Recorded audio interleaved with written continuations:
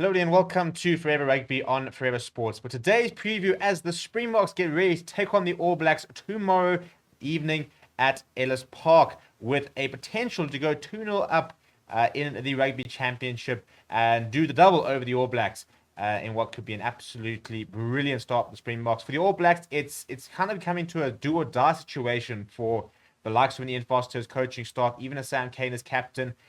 With the All Blacks very much sort of staring down the barrel. They're currently on a 3-match losing streak, and tomorrow could be the 4th match in a row they would have lost if they can't get a result in Johannesburg. Should be a fantastic encounter. There have been a couple of changes to both sides, which I think will add a little bit of extra spice to the clash. Before we look at the two sides, please do smash a like on the video and subscribe to the channel as well. Now, last weekend we saw what can only be described as a pretty dominant performance from the Springboks and a bit of a defensive masterclass, where for the first time in quite a long time, it looked like the Springboks were not even couldn't lose, but just weren't going to lose. They just looked like they were always going to win throughout the match because they were the better side for majority of the match. I think even when New Zealand had some very positive phases and looked very good, and they did have some very good moments, the Springboks managed to sort of snuff the attacks out and sort of create a lot of sort of just disjointment within the New Zealand side at crucial stages, which is, I think, what probably made it look like South Africa were always kind of in the driving seat. But this is a very good New Zealand side. And I think last weekend, there were a couple of moments which, had they gone the other way, the result could have swayed quite a lot. You think of the Jasper Wiese ankle tap, a couple of sort of very big, important tackles, a couple of big, important turnovers from the Springboks where, Malcolm Waters make a turnover, or Jasper Wiese make that ankle tap, New Zealand suddenly score and come within a couple of points, and things might have been a bit different. So I don't think it's ever going to be a walkover against New Zealand. It should be a very tight match this week Saturday. I do expect New Zealand to up their game, but I also expect the Springboks to keep getting better because we are seeing an involvement from in the game, and I think that we are seeing a side which are starting to take steps forward. In terms of the starting lineup, we'll start with the home side, which of course is the Springboks. The big news is Duane Vermeulen. Thor is back in the starting lineup after being out for a couple of weeks with a knee injury. He did undergo the knife after his semi-final with Ulster and has completed rehab and declared fit. So he will start tomorrow at the back of the scrum. The other two changes in the pack rather, sees Oxen Chega an opportunity to start. No Trevor Nyakane in the 23. He's been given the week off after a very impressive performance last weekend. And Joseph Dweba has come in as a late replacement for Bongi Benambi, who was originally named in the 23, the starting hooker position. So Joseph Dweba will get an opportunity to start. Malcolm Marx down the bench, very much being utilised as that impact player sort of role. Apart from that, Francois Herbert, Aaron Etzebeth, Lua Diaga, Sia Khaleesi, and Pierre Steph Toy all keep their spots in the team in what is a very settled loose chair. And fun fact, it's actually the first time we will see that back three in Sia Khaleesi, Pierre Steph Toy, and Duane Vermeulen since the 2019 Rugby World Cup final. Because Vermeulen obviously missed the British and Irish Lions series last year, and then Pierre Steph Toy missed the remainder of the season after that first test when Duane Vermeulen did come back. So the first time we will see our World Cup winning loose cheer back in action.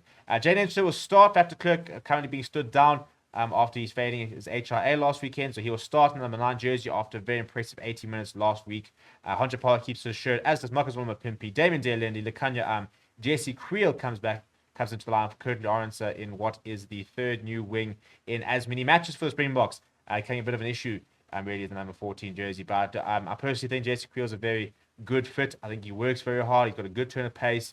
He's defensively very solid. Might not have the X factor that the likes of Kirk Lawrence or Jason Colby might have from a sort of step point of view, but a very different type of sort of strengths that he does have. But there's been a lot of talk about Jesse Creel and a lot of people not liking the selection. I personally think a lot of it's quite unjustified. I think he's got 52 tests for the Springboks. He's got 12 test tries. The only person with more tries in the 23, in fact, is actually Makazolo Mpimpi. So I think it's time to put a little bit of respect on Jesse Creel's name. I think he'll be very slow tomorrow. David Vince will be looking to try and continue looking very comfortable in that 15 jersey. We saw another very assured performance from him last weekend. Malcolm Marx, Stephen Kitsoff, Vincent Koch, the reserve front row, Franco Master, Jasper Wiese, and Kwaka Smith will complete the bomb squad. Herschel Yankees, Willie Leroux, the two backline replacements. Big game for Herschel Yankees, an opportunity for him to prove his worth. With Jaden Henderson having sort of leapfrogged him with Cobus Reinach on the mend as well. A lot of pressure on Herschel Yankees to sort of remain as the sort of as part of the box setup and as a genuine option. For the All Blacks, they have made 4 changes to their side, and the big news is in the front row, Ethan de Groot and Tyrell Lomax will start against the Boks. They made a lot of changes. In fact, the only player of the 6 front rowers in the 23 who have actually kept their original position is Samisoni Takawao, who remains in the number 2 jersey.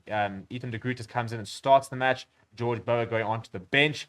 Tyrell Lomax will start coming off the bench, and Fletcher Newell is set for a All Black debut, the tight head, whilst Cody Taylor is referring the bench in place of Dan Coles.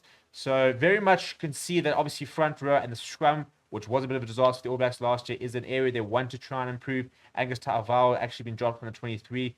I think he really did struggle against Trevor Nyakane. So they very much can see that they are trying to sort of target that front row. The other change in the pack sees Shannon Brazil come in for Akira Awani, who drops down to the bench.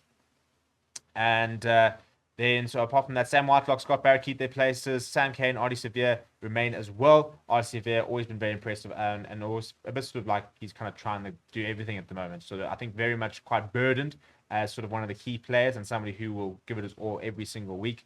Aaron Smith will partner Richie Mwanga, who comes in place of Beauden Barrett, who drops down to the bench after that horrible fall last weekend. He has been medically cleared, but they have decided to drop him down to the bench. So Richie Mwanga will start. I think he'll bring a very different type of game to the All Blacks. Although I thought Beauden Barrett was very good last weekend. One of the few players, I think, who I thought really did step up. Mwanga will probably bring a bit more of an assured tactical kicking game. Somebody who's got maybe a bit more creative flair when it comes to the back line. Not so much he's sort of more... Beauden Barrett is somebody who can do a lot with... And he's very much part of his sort of skill set, his step, his ball carrying ability is part of his game. Richie Mwanga doesn't really do that as much. Looks to bring more players into the game, perhaps than Beauden Barrett. I personally think Barrett at fullback, Beauden Barrett at fullback, and Richie Mwanga is probably the best sort of idea. Caleb Clark, David Havili, Ricky Ioane, Will Jordan, Geordie Barrett is all unchanged. A couple of people calling for Geordie Barrett to be dropped. There were a bit concerns about whether Will Jordan was going to be fit after he missed training on Tuesday, but he does make it. Then off the bench, as I said, Cody Taylor, George Bower, and Fletcher Newell. Tupou Vaa'i will provide lock cover. And Akira Awani will cover the rest of the sort of the scrum. Finley Christie, who I thought was actually pretty good coming off the bench last weekend, is joined by Alexa Beauden Barrett and Quinn Tupaia, who are the backline replacements. It's still a very good New Zealand side, and I think that this is a side which definitely can beat the Springboks if they pitch up, but they've got to pitch up.